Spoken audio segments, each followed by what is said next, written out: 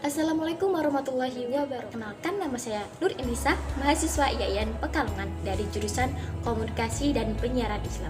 Sebelumnya saya ucapkan terima kasih kepada teman-teman yang sudah mengisi kuesioner atau mini riset yang saya lakukan kemarin guna untuk memenuhi tugas akhir semester mata kuliah Ilmu Kalam dengan dosen pengampu Bapak Imam Hanafi. Mini riset ini membahas tentang moderatisme beragama di kalangan generasi milenial. Sebelumnya, apa sih iman itu? Iman berasal dari bahasa Arab, dari kata dasar amana yu'minu imanan.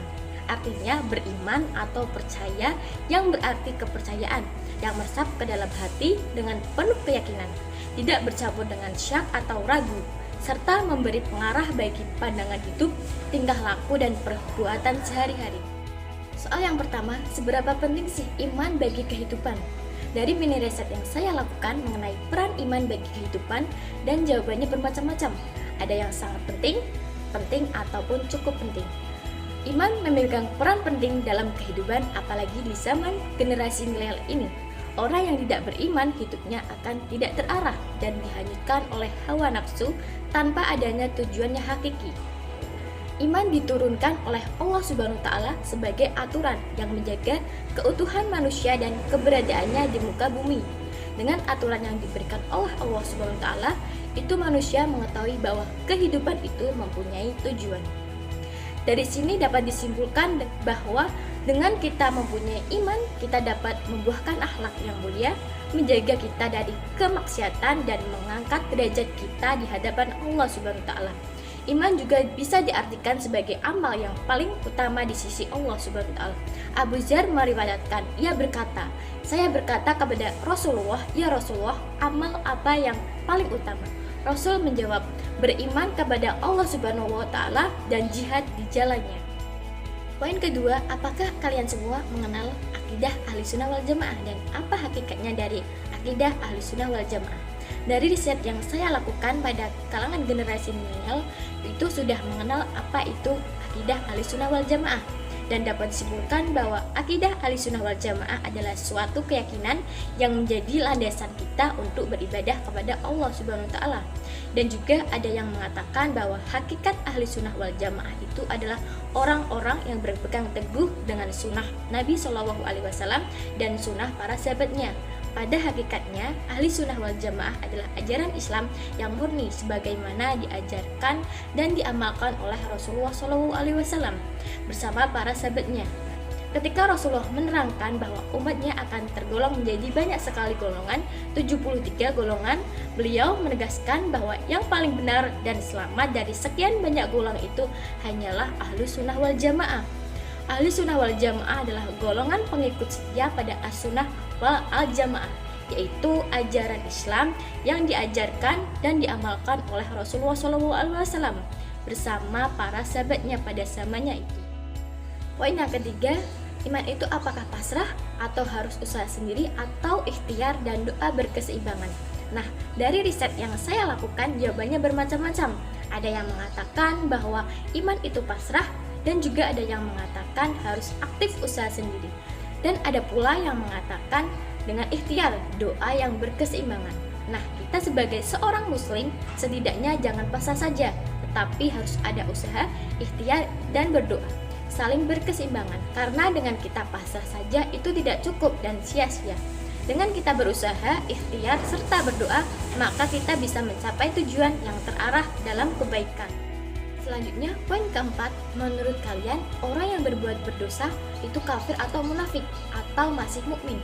Nah, dari riset ini banyak yang mengatakan bahwa tergantung dosa yang diperbuatnya. Apabila orang tersebut melakukan dosa besar, maka kafir atau munafik.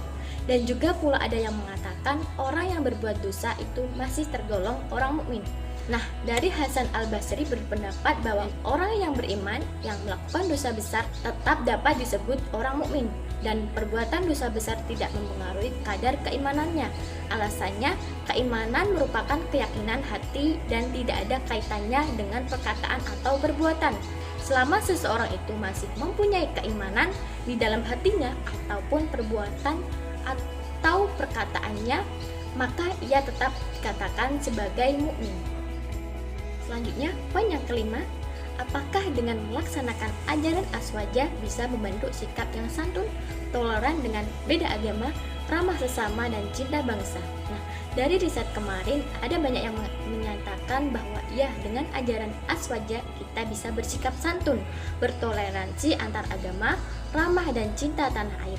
Dapat kita lihat sendiri bahwa di dalam nilai-nilai aswaja terdapat sikap toleransi, adil, seimbang, dan yang terakhir adalah sikap tengah-tengah. Maksud dari sikap tengah-tengah yaitu kita sebagai manusia, kita tidak boleh bersifat ekstrem kanan dan ekstrem kiri. Kita harus bersifat sedang-sedang saja atau tengah-tengah, tidak pilih-pilih. Dan dalam konteks ini, dalam kehidupan sehari-hari, kita harus bisa memilih pergaulan yang menurut diri kita itu baik dan benar, dan bisa mendorong kita untuk menuju cita-cita atau mencapai apa yang kita inginkan dalam hal kebaikan. Poin yang keenam, apakah berislam harus moderat? Dan bagaimana cara membentuk masyarakat beragama yang sesuai dengan generasi milenial? Dari responden yang menjawab kuesioner ini, banyak yang menjawab bahwa iya dan tidak. Dan di sini kita dapat kita simpulkan pada dasarnya karakter ajaran Islam itu moderat. Dalam beberapa kesempatan, Kiai Haji Mustafa Bisri, ulama karismatik Nahdlatul Ulama, juga menegaskan kalau Islam itu moderat, dan kalau tidak moderat berarti itu bukan Islam. Akan tetapi sifat atau karakter dasar Islam yang moderat itu tertutup oleh perilaku dan sikap sebagian umat Islam yang berlebih-lebihan, baik yang radikal ataupun yang liberal. Bukankah sebaik-baiknya urusan adalah yang pertengahan? Soal selanjutnya yaitu bagaimana sih generasi milenial meningkatkan iman dan dari mana mereka seharusnya mendapatkan materi tentang iman. Dari berbagai respon riset yang saya lakukan, bisa disimpulkan bahwa manusia adalah makhluk yang sering lalai atau tidak awas diri.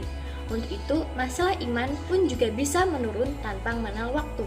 Nah, cara meningkatkan iman sendiri mulai dari memperbaiki sholat, membaca Al-Quran, berkumpul dengan orang soleh, dan memperbanyak syukur.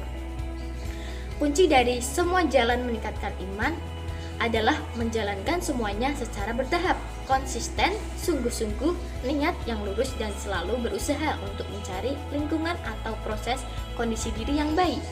Bagaimanapun juga manusia memiliki kelemahan, dan semua itu harus dicoba dengan pengkondisian eksternal.